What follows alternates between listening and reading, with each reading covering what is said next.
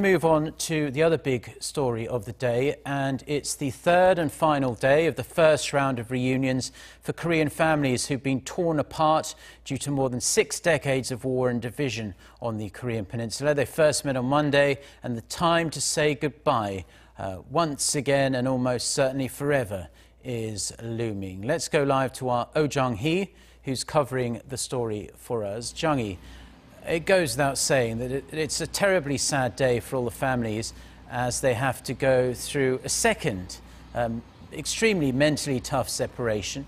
But what do we expect to see today?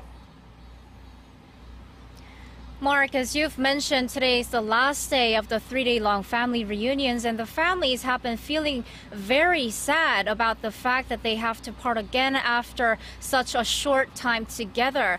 Right now, we're expecting the South Korean families to be eating breakfast by themselves, and then they'll pack their bags ahead of their departure in the afternoon.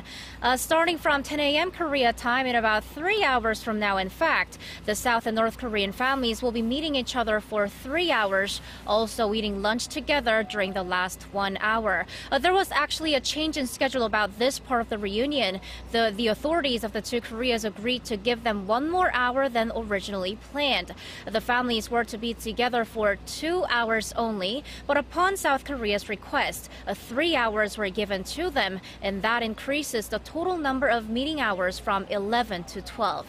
Just to give you a recap of how things went yesterday, on Tuesday, the South and North Korean families spent 5 hours together. They had 3 hours of private time in the morning and met once more for 2 hours at a group session in the afternoon.